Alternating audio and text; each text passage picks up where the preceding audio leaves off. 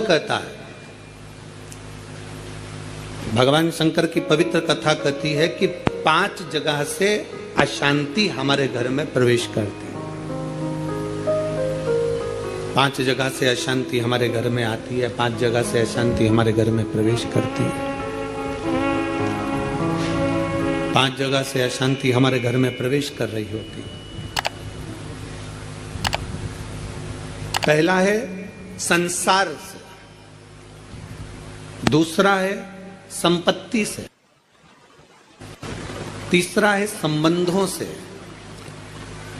चौथा है स्वास्थ्य से और 5वां है संतान से। है जहां से अशांति हमारे यहां प्रवेश कर रही है, उसमें 5 जगह में एक जगह संपत्ति भी कही है।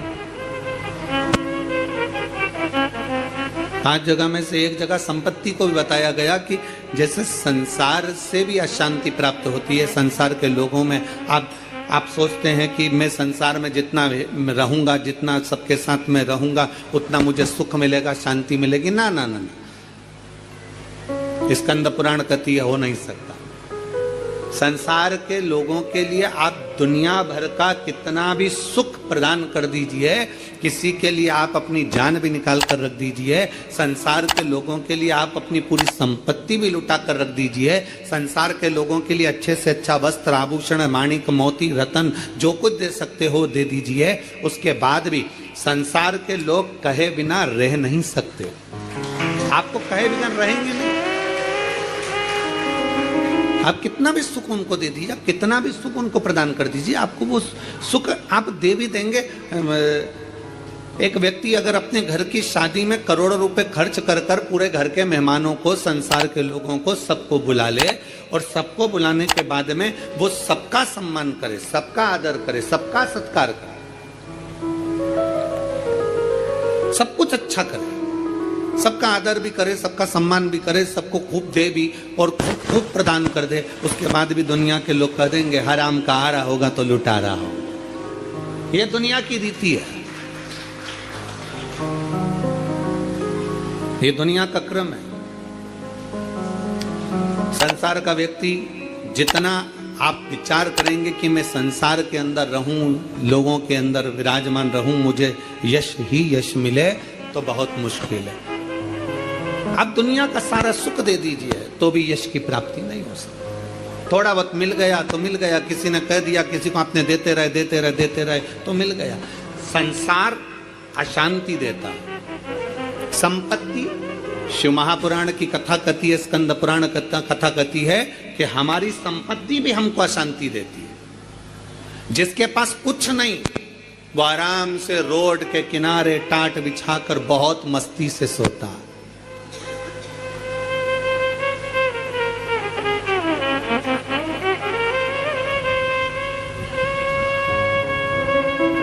और जिसके पास में बहुत कुछ है, सारी संपदा भरी पड़ी हुई है, सारी दौलत भरी पड़ी हुई है, सुंदर बंगला है, डनलप का गद्दा है, एसी भी लगा है, पलंग भी लगा है, नौकर चाकर सब कुछ लगे हैं, सब कुछ,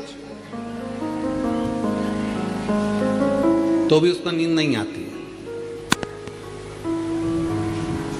कितना सुंदर कहा गया शिव महापुराण के अंतर्गत, कितनी सुंदर बात कही गई कि शिव महापुराण की कथा, कई लोग कहते हैं गुरुजी आपकी कथा होती है तो वहां 1 किलोमीटर दूर तो गाड़ी रोक दी जाती है। शिव महापुराण की कथा होती है तो पैदल चलकर बहुत दूर तक जाना पड़ता है, बहुत दूर तक।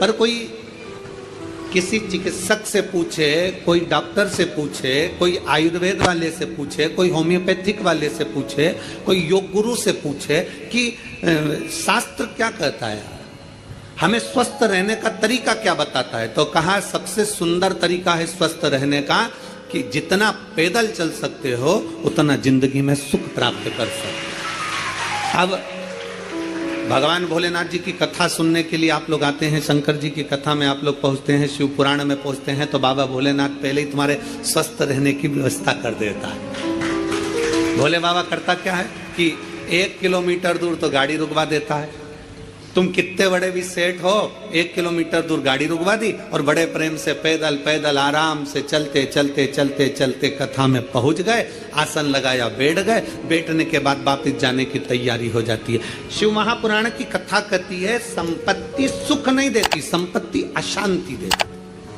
संपत्ति शांति नहीं दे सकती, वैभव दे देगी। आप डनलप के गद्दे पर सो जाओगे, आप खूब जेवर पहन लोगे, आप अच्छे वस्त्र पहन लोगे, आभूषण धारण कर लोगे, सारा सुख तुम्हारे पास में आ जाएगा, पर शांति नहीं आ सकती। इसलिए बारंबार कहा गया, मिलता है सच्चा सुख केवल भगवान तुम्हारे चरण। बाकी के दुनिया का सुख कहीं नहीं प्राप्त हो सकता। दुनिया का सर्वाधिक सुख भगवान के चरणों में। आप कुबेरेश्वर बाबा की धरा पर आए हैं, कुबेरेश्वर बाबा की धरा पर कभी पहुंचे या आए तो कुबेरेश्वर बाबा की धरा पर पहुंचकर तुम कहीं पर भी एकांत में बैठ जाओ, जितनी देर बैठे रहोगे आपको ऐसा महसूस होगा कि मेरा शंकर तुम्हारे आसपास में से घूम कर निकल कर गया है। शिव तत्व की प्राप्ति कहीं नहीं। और सारे तीर्थ धाम आपके चरणों में, हे गुरुदेव प्रणाम आपके चरणों में। सारे तीर्थ धाम आपके चरणों में, हे गुरुदेव प्रणाम आपके चरणों में। आप जितनी देर बैठोगे परमात्मा के चरणों में, जितनी देर विराजमान हो परमात्मा के चरणों में, जितनी देर बैठे हो उतनी देर तुम्हें शांति है, उतनी देर आनंद है। तो शिव तत्व कह रहा है कि संसार में शांति नहीं है, संपत्ति में शांति नहीं है। शिव तत्व कह रहा है संबंधों में शांति नहीं है। जितने संबंध बनाते चले जाओगे, नहीं साहब हमने इनको हमारा भाई बना लिया, घर का भाई नहीं बनी लिया, भाई बना के बैठे। नहीं साहब इसको हमने हमारी बेटी बना लिया, घर की बहन बेटी को साड़ी नहीं दिला रही और दूसरी बेटी बनाते फिर। नहीं साहब इनको हमने हमारा काका जी बना लिया, घर का काका जमीन और जायदाद के लफड़े में पड़ा, आज तक नहीं सुलझ रहा और एक पर काका बना के तैयार कर लिया। नहीं साहब ये हमारी बुआ है, नहीं साहब ये हमारा ये है। नहीं, संबंध जितने जितने संसार के लोगों से जोड़ोगे, शिव पुराण कहती है जो हमारा संबंध है जितने लोगों से जुड़ा है उतना ठीक है, पर अलग से कोई संबंध जोड़ने का प्रयास मत करो, अलग से परमात्मा को जोड़ने का प्रयास करो तो जीवन की सार्थकता, जीवन के साथ परमात्मा को जोड़ो। परमात्मा को अपने करीब लाने का प्रयास करिए, परमात्मा को अपने नजदीक लाने का प्रयास करिए। परमात्मा को अपने करीब में जितना जितना लेकर आओगे उतना उतना सुख और शांति आपके जीवन में आती चली जाए, उतनी शांति उतना सुख। शिव महापुराण की कथा के माध्यम से 3 दिवसीय शिव चर्चा का ये सुंदर संवाद आज तृतीय दिवस है, विराम का दिवस है। स्मरण रहे, संसार से, संपत्ति से और संबंधों से शांति की अनुभूति नहीं है। संबंध भी हमको अशांति देते हैं। किसी ने कुछ कह दिया मन अशांत हो गया, किसी ने कुछ बोल दिया मन अशांत हो गया, कहीं किसी ने कुछ कहा अपन घर से निकल कर चले गए मन अशांत हो गया। अच्छा जरा सा विवाद हुआ लोग घर छोड़कर चले जाते हैं। हमको ये समझ में नहीं आता कि घर में तुम रहकर भी शांति का अनुभव नहीं कर पाए तो क्या क्षिप्रा जी के तट पर जाकर, गंगा जी के तट पर जाकर, नर्मदा जी के तट पर जाकर, किसी तीर्थ में जाकर, सबको छोड़कर अकेले घर से निकलकर घर के बाहर जाकर क्या तुम्हें शांति मिल जाएगी? जम के बोलो जरा, नहीं मिल सकती। घर छोड़कर शांति का अनुभव नहीं हो सकता।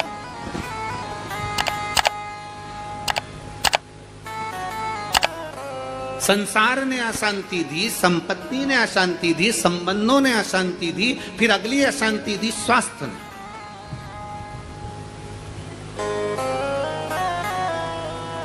घुटने दुखने लगे, कमर दुखने लगी, पीठ दुखने लगी, अशांति होने लगी, अब मैं बहुत बीमार रहने लगी, मेरे जीवन का क्या ठिकाना गुरुजी, मेरी जिंदगी का क्या ठिकाना।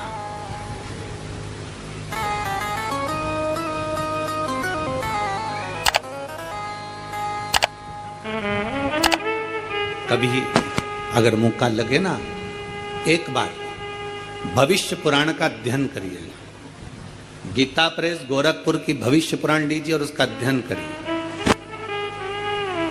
भविष्य पुराण का जब अध्ययन करेंगे तो उस अध्ययन में आपको निकलेगा कि परमात्मा ने जब हमको जन्म दिया तो जन्म के समय पर हमारी खोपड़िया में एक मैग्नेट लगा दी, एक चुंबक लगाई।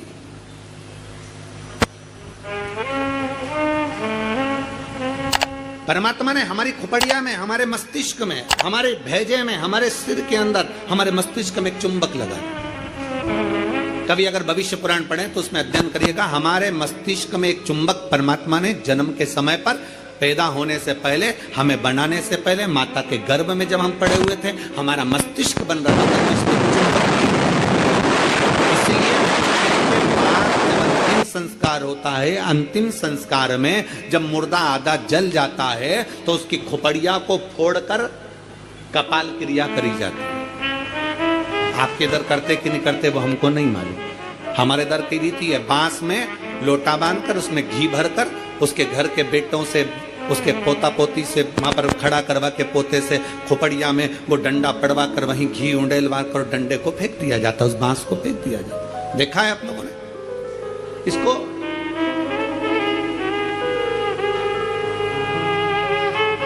भगवान जब हमें जन्म दिया, परमात्मा ने जब हमको पैदा करा, उस समय पर माथे में, मस्तिष्क में, भेजे में एक चुंबक लगा। क्या करती है वो चुंबक? चुंबक का कार्य क्या है? चुंबक का कार्य है, अगर आपने पैसा पैसा पैसा पैसा सोचा विचारा, दिन रात पैसे पैसे में लिप्त रहे, तो व्यक्ति वो मस्तिष्क में जो चुंबक लगी है वो पैसे को अपनी ओर खींचती है। मतलब मनुष्य पैसे को आसक्ति के रूप में अपनाना प्रारंभ कर दे। अब चुंबक का दूसरा कार्य क्या है? अगर किसी बुरे व्यक्ति में बुराइयां देखोगे तो वो बुरे व्यक्ति की बुराई तुम खींचते चले जाओगे। वो तो ऐसी, वो तो वैसा, वो तो वैसा, हर व्यक्ति में बुराई, क्योंकि तुम्हारे भीतर में जो भेजे में चुंबक भरी है वो बुराइयां ही खींचेगी। और अगर तुमने किसी व्यक्ति में अच्छाई देखना प्रारंभ कर दी तो तुम्हारे मस्तिष्क में जो चुंबक लगी है वो दिन रात हर व्यक्ति में अच्छाई को ढूंढना प्रारंभ कर देगी, अच्छाई खींचना प्रारंभ। एक चुंबक लगी। अब ये बात तो अपने तक हो गई। अब मेन बात पर आ जाओ, मुख्य बात पर। मस्तिष्क में चुंबक लगाकर परमात्मा ने हमको पैदा करा है, एक आकर्षण देकर हमें पैदा करा है, एक चुंबक लगाकर हमें पैदा करा है। चुंबक जब पैसे को खींचती है तो पैसा ही पैसा सोचने में आता है, बुराई खींचती है तो बुराई बुराई हमारे अंदर आती चली जाती है, किसी का क्रोध खींचती है तो क्रोध हमारे अंदर आता चले जाता है। उसी तरह अच्छाई किसी की खींचती है तो हमारे अंदर अच्छाई आती चली जाती है। उसी तरह चुंबक बीमारी को भी खींचती है। हम जब एक बीमारी के बारे में सोचते जाते हैं, मेरे पाँव, मैंने सुना है किसी को पेट में बच्चादानी में गांठ पड़ गई तो मालूम पड़ा कि उसको कैंसर हो गया। मैंने सुना है किसी के घुटने में अगर प्रॉब्लम हो गई तो उसका घुटना बदलाना पड़ा, मालूम पड़ा उसमें ग्रीस कम हो गया। मैंने सुना है कि किसी के हृदय में छेद हो गया, किसी के हृदय में कुछ हो गया, किसी के चेस्ट में गठान पड़ गई तो कैंसर बता दिया गया। ये हम जरा सा हमारे शरीर में दर्द हुआ और हमने वो सोचना प्रारंभ कर दिया। क्या सोचा हमने? कि उसको कैंसर हो गया था, उसकी किडनी खराब हो गई थी, उसका लीवर खराब हो गया था, उसके साथ में यह हो गया था, उसके घुटने बदलवाए, उसको गुजरात ले गए, उसको राजस्थान ले गए, उसको वहां ले गए और उसका शरीर में यह करवाया। आंख में प्रॉब्लम हुई तो आंख के बारे में सोचते रहे, सोचते रहे, सोचते रहे। अर्थात हमने इतनी बीमारी का सोच लिया, इतनी बीमारी का सोच लिया, बीमारी वो थी नहीं, पर हमने सोच सोच के चुंबक जैसे उसको खींचकर अपने अंदर वो बीमारी को इकट्ठा कर लिया। आखिरी में वो बीमारी हो गई। ये हमारे भीतर की चुंबक है जो हमें खींच रही है। छोटी मोटी गठान हो जाए ना, कभी मत सोचना हाँ ऐसी तो होती रहती है। दवाई खाऊंगी, शंकर पे चढ़ा हुआ जल पीऊंगी, डॉक्टर को दिखाऊंगी, सारी जांचें कराऊंगी, जो डॉक्टर बोलेगा सारी जांच कराऊंगी। और मेरा विश्वास कहता है डॉक्टर के अनुसार चलकर, क्योंकि डॉक्टर भी शिव का एक रूप है, उसके अनुकूल चलकर मैं ये दवाई ले लेकर, कुंदकेश्वर महादेव का नाम लेकर, मेरी सारी गठान गल जाएगी। जब तुमने सोच लिया गल जाएगी, गल जाएगी, गल जाएगी, मतलब गल जाएगी। तुमने सोच लिया कि नहीं, वो डॉक्टर तो बोल दिया है कि इसकी ऑपरेशन कराकर निकलवा कर जांच करने जाएगी और मुंबई भेजी जाएगी। आधी तो टेंशन में मर गई, कहीं कैंसर कैंसर कैंसर, सोच सोच सोच सोच, आखिरी में सोच वही। एक पत्र है, हम चाहते नहीं, बुरा किसका होगा? जो सोच रहे हैं हम, वो हमारा ही बुरा होगा। चुंबक लगी है इस मस्तिष्क में, इस भेजे में। घुटने में दर्द है ना, ये कभी विचार मत करो कि मेरा ऑपरेशन होगा, मेरा घुटना बदलना पड़ेगा, ये करना पड़ेगा, वो करना पड़ेगा। डॉक्टर से मिलो, डॉक्टर से दवाई भी लो, सब कुछ करो, पर यह विचार करो कि मैं डॉक्टर के पास जाऊंगी, भगवान का भजन करूंगी, शंकर के मंदिर जाऊंगी, एक लोटा जल चढ़ाऊंगी, बेलपत्र चढ़ाऊंगी और जल बेलपत्र चढ़ाकर उसका पान करूंगी, और यह मेरा विश्वास करता है कि मैं ठीक होऊंगी। मुझे घुटना बदलने की जरूरत नहीं पड़ेगी, मुझे कोई कार्य करने की जरूरत नहीं पड़ेगी और मैं ठीक हो जाऊंगी। ये मेरा विश्वास करता है, ये मेरा भरोसा करता है। चुंबक लगी है एक मस्तिष्क के अंदर, एक आकर्षण परमात्मा देकर भेजता। चलो एक प्रैक्टिकल कर देखिए। आप सब एक प्रैक्टिकल करो, जितने लोग कथा को आस्था चैनल पर सुन रहे हैं, जितने लोग फेसबुक यूट्यूब पर सुन रहे हैं, जितने लोग कुबेरेश्वर बाबा की धरा पर सुन रहे हैं।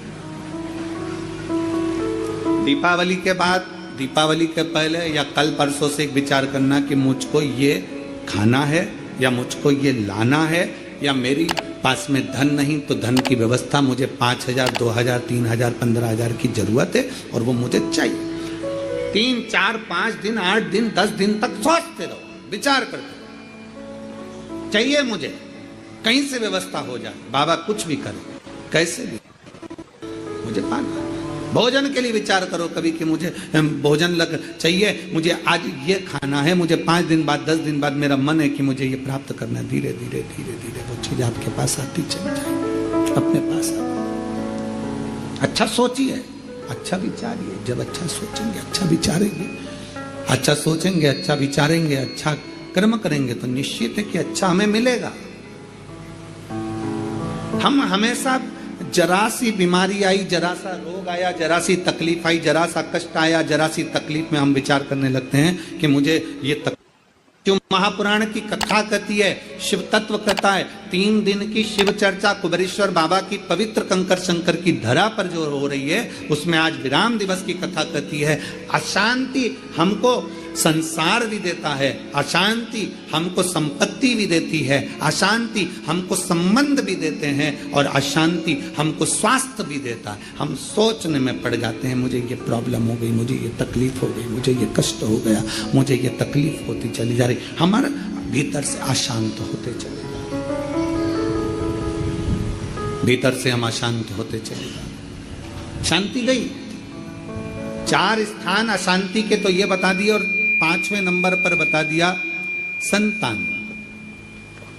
5वें नंबर पर कहा कि संतान भी अशांति दे जाती है। संतान, इसलिए शिव महापुराण की कथा कहती है, पुत्र के लिए किया गया कर्म है और बेटी के लिए किया गया धर्म है। धर्म है, पुत्र के लिए करना ये तुम्हारा कर्म है। मेरे को दुकान लगाना है, बच्चों को सेटल करना है, बच्चों को ये करना है, बच्चों को वो करना है, मेरे बेटे के लिए ये व्यवस्था करना है, मेरे बेटे की शादी करना है, मेरे बच्चे के लिए ये करना है। पुत्र के लिए करा गया ये कर्म है। बेटे के लिए तुम लाखों की संपत्ति छोड़कर जाना, वो धर्म नहीं कहलाएगा। बेटे के लिए तुम दुनिया भर की दौलत छोड़कर जाना, वो धर्म नहीं कहलाएगा। पर बेटे के लिए अगर कुछ कर रहे हो, उसको अगर लैपटॉप दिला रहे हो, ये कर्म है। उसको मोबाइल दिला रहे हो, ये तुम्हारा कर्म है। तुम अगर बेटे के लिए जमीन कर रहे हो, ये तुम्हारा कर्म है। अगर बेटे को तुमने दुकान खोली, ये तुम्हारा कर्म है, क्योंकि तुम पिता हो, बेटे के लिए करना पड़ेगा। माँ अगर बेटे के लिए रकम बनवा रही है, ये कर्म है। बहू के लिए कुछ कर रहे हो, ये तुम्हारा कर्म है। बेटे के लिए जितना करा वो कर्म है। गाड़ी लाए, कर्म है, क्योंकि बेटे के लिए लाना पड़ेगी, बहुओं के लिए लाना पड़ेगी, मकान बनाना पड़ेगा, जमीन करना पड़ेगी, जायदाद करना पड़ेगी। ये सब कर्म की गिनती में आ गया, ये सब कर्म। दुकान बनाओ बेटे के लिए, जरूरी है। जमीन करो बेटे के लिए जरूरी है, मकान बनाओ बेटों के लिए जरूरी है, बहू लाओ बेटों के लिए जरूरी है, गाड़ी बंगला करो बेटों के लिए जरूरी है, तुम्हारा कर्म है, करना ही पड़ेगा। पर बेटी अगर घर में आई और बेटी का अगर तुम लालन पालन कर रहे हो, बेटी को पढ़ा रहे हो, लिखा रहे हो, शादी कर रहे हो, विवाह कर रहे हो, उसको पढ़ा रहे हो, तो ये तुम्हारा कर्म नहीं है, ये तुम्हारा, जम के बोलो जरा, धर्म। इसलिए शिव महापुराण की कथा कहती है कर्म और धर्म का लेवल बराबर लेकर चलना, अर्थात बेटे के लिए भी करो तो बेटी के लिए भी करते रहना, दोनों का लेवल बराबर लेकर चलिए। कर्म और धर्म के लेवल को बराबर लेकर चलोगे तो जिंदगी की सार्थकता सिद्ध हो जाएगी, तुम्हारा जीवन आनंदमय हो जाएगा। कर्म और धर्म के लेवल को बराबर बनाइए, बराबर। और मत बुरे कर्म कर बंदे, वरना पछताएगा, भगवान की आंखों से तू बच नहीं पाएगा, तू बच नहीं पाएगा। अरे ओ अज्ञानी मत कर नादानी, अरे ओ अज्ञानी मत कर नादानी।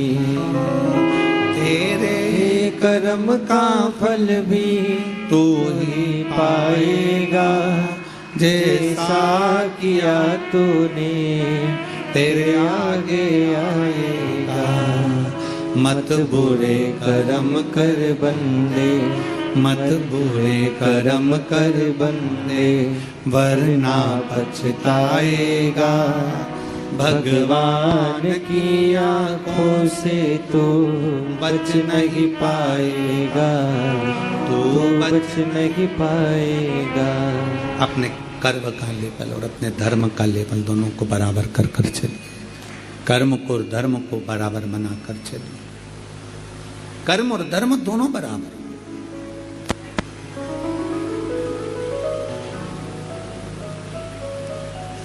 संसार, संपत्ति, संबंध, संतान, स्वास्थ्य, ये सब अशांति को प्रदान करते हैं या अशांति देते हैं। 4 जगह की अशांति को आने से आप रोक सकते हो। 4 जगह से जो अशांति आ रही है ना, इसको आप रोक सकते हो। 4 जगह कौन कौन सी? संसार की अशांति आ रही है तो तुम संसार वालों से संबंध छोड़ दोगे, शांत हो गए।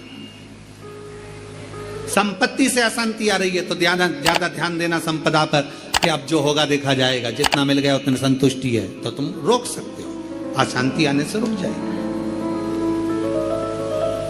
संसार, संपत्ति, संबंधों से अगर अशांति आ रही है तो तुम संबंध थोड़े कम कर दोगे, रिश्तेदारी थोड़ी कम कर दोगे, अशांति आने से रुक जाएगी। स्वास्थ्य से भी तुम गोली दवाई लेकर अशांति को रोक सकते हो।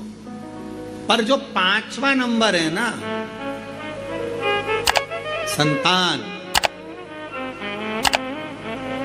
इसको तुम कभी जिंदगी में नहीं रोक सकते। इसकी ओर से तो तुमको धीरे धीरे अशांति आती ही रहेगी। तो कोई महाराज तुमसे कह दे कि महाराज की मैं तुम्हारी बहू को अच्छा कर दूंगा, बेटे को अच्छा कर दूंगा, तुम्हारे बेटी को सुखी कर दूंगा, तुम्हारे जमाई को अच्छा कर दूंगा, तुम्हारे परिवार को अच्छा कर दूंगा। कोई तुमसे कह दे कि मैं तेरे बेटा बहू को अच्छा कर दूं, कोई तुमसे कह दे कि मैं तुम्हारी बेटी दामाद को अच्छा कर दूं, कोई तुमसे कह दे मैं तेरे पोता पोती को अच्छा कर दूं, कोई कह दे तुमसे कि तुम्हारे नाती पंती को अच्छा कर दूं। ना ना ना, शिव पुराण कहती है 4 जगह से आने वाली अशांति को रोका जा सकता है, पर संतान की ओर से अशांति को रोकना कठिन है। ये कभी ना कभी हर 15-20 दिन, 1 महीना, 4 महीना, 6 महीना, 1 साल, 1.5 साल, 2 साल में कहीं बेटों की ओर से, कहीं बेटी की ओर से, कहीं जमाई की ओर से, कहीं बहुओं की ओर से, कहीं पोता पोती की ओर से, ये थोड़ा ना थोड़ा आता रहेगा।